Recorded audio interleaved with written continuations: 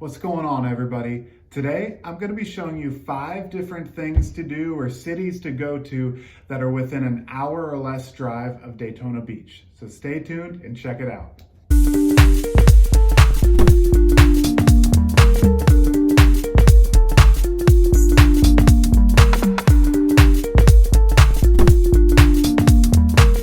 Hey guys, Adam Bégin here, licensed realtor with Wolves Realty in Daytona Beach, Florida.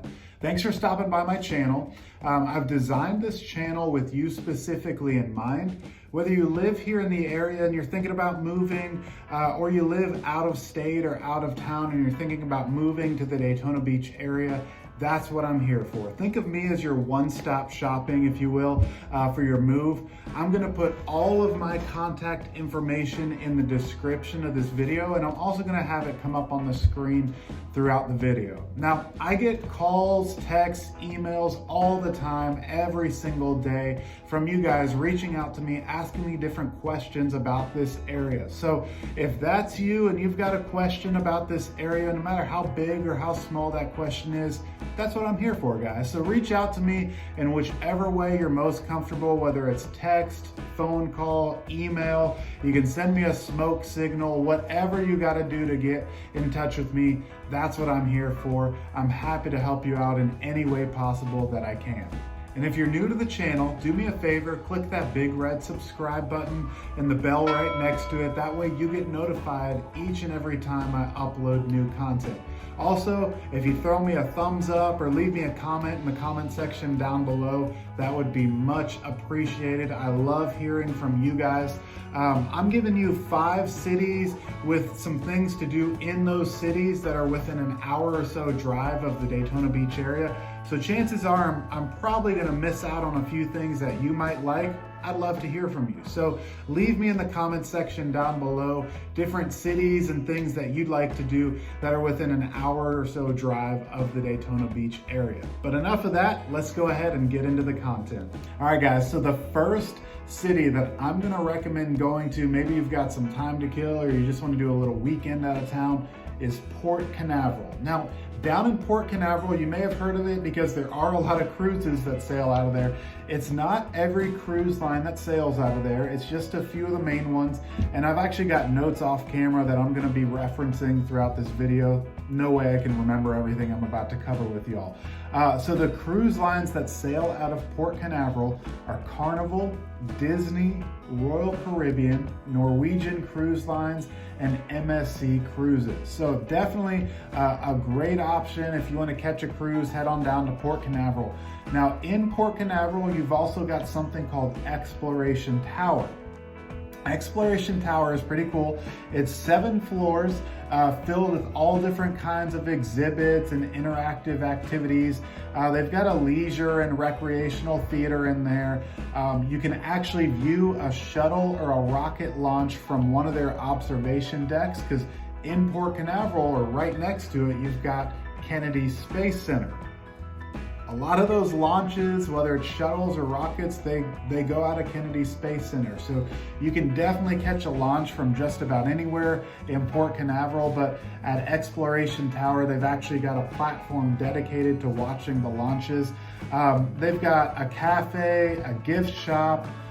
They've got a space for corporate and private events. No pun intended there when I say space, but they do have an area for private events if you are interested in that. So Exploration Tower, great way to spend the afternoon. And then also in Port Canaveral, you've got something called Jetty Park. Jetty, like a fishing jetty that goes out in the ocean. So Jetty Park, they do have a nominal fee. It's a daily pass that you can get for $15 a day. Or if you're in the military, it's only $12 a day. But that's gonna get you a parking pass to get into Jetty Park. Jetty Park, you can go fishing there. There's picnics, there's playgrounds for the kids. You can go camping there, whether it's tent, cabin, or RV camping. But they're open 7 a.m. to 9 p.m. every single day.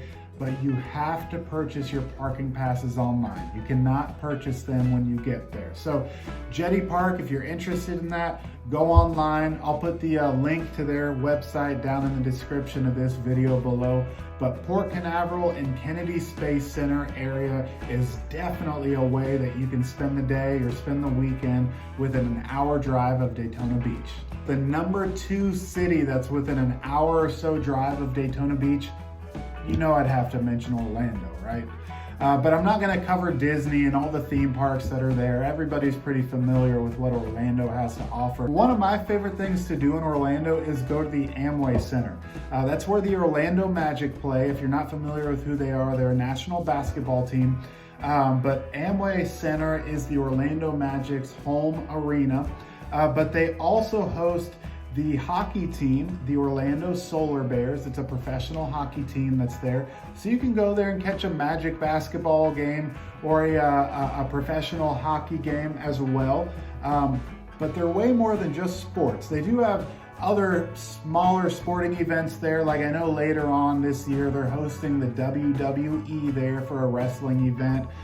So they've got all kinds of sporting events, but they also have an unbelievable amount of concerts, comedy shows, family activities.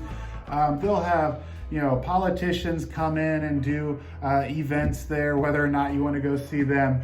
But just to give you an idea, some of the concerts they've got coming up between now and the end of the year, it's October 2021 right now.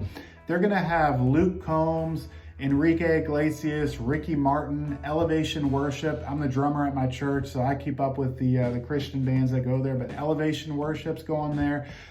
Chris Stapleton's going there. So, I mean, they have some serious headliners that go and do performances and shows over at Amway Center. So it used to be called Amway Arena, now it's Amway Center. So I'm having to retrain my brain, but Amway Center is definitely within driving distance of Daytona. You can head over there and catch a cool event like that. So definitely put it on your list if you're moving to or visiting this area. All right, so the third city that you've got to visit if you live here in the area, or even if you're just visiting here, is St. Augustine, Florida. If you're a history buff, put it on the top of your list because St. Augustine has the oldest fort in the United States. The old Spanish fort is still there. It's Castillo de San Marcos. I probably butchered the name, but the oldest fort in the United States is there. There is a ton of history, old jails, old museums, all kinds of stuff. So you definitely have to go up to St. Augustine.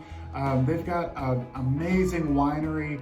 San Sebastian Winery is there, St. Augustine Distillery. There's all kinds of music and bars and pubs and restaurants with mom and pops, shops, just anything and everything you can think of is in St. Augustine.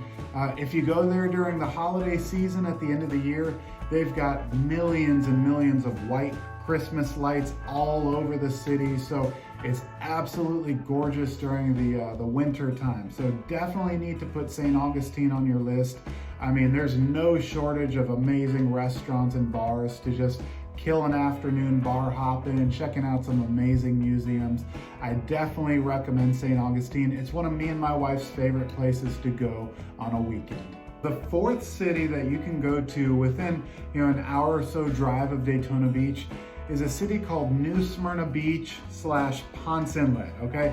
Now, down in the Ponce Inlet area, there's actually a lighthouse, and all around the lighthouse, there's all kinds of shops and restaurants and bars.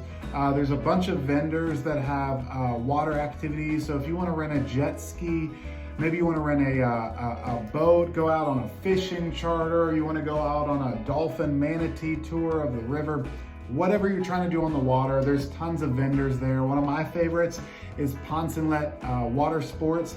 That's who I use whenever I go down to Ponce Inlet and I have friends or family coming with me. They're really, really good at what they do. That lighthouse that's right there in Ponce Inlet, you can go to the top of the lighthouse and check out some spectacular views there. But more specifically, when you're in the Ponce Inlet area, there's also a sea turtle rehabilitation facility. There's an aquarium there. So definitely a great spot for the whole family. There's plenty of stuff for the kids to enjoy. But when you're in the New Smyrna Beach area, which is right there in Ponce Inlet, they're basically in the same area. New Smyrna Beach, I love it. They don't have a lot of chains there. It's mainly mom and pop's places, so your restaurant quality is way up there. And I like it because it has that old school Florida small beach town feel. It's not one of these big discovered beach towns. It's more of a smaller, more intimate community. And then specifically, if you're in New Smyrna, Ponce Inlet area, you've got to check out Canal Street. It's a really, really cool street in New Smyrna Beach area that they host events all the time. Matter of fact, the first Saturday of every single month, they have something called the, I gotta make sure I get it right. They have what's called the Sip and Stroll. So basically, you can pay, I believe it's around 15 bucks, 25 bucks, somewhere in that ballpark. You can pay a small fee to get into this event. They basically close down Canal Street from all the traffic, and then all these shops that are along the street there, they're opened up, and then part of your fee, part of what's included in that fee is they give you a cup, and you can go through there and sample wines and beers from a bunch of local distilleries, a bunch of local restaurants. But you can go there and get your sips, and then stroll down Canal Street and check out all these antiques and these local artists, all kinds of amazing pieces of artwork are there for purchase and just to check out. So Sip and Stroll happens the first Saturday of each month, but they have other events there as well. My wife and I are actually doing a little getaway weekend to New Smyrna in December of this year.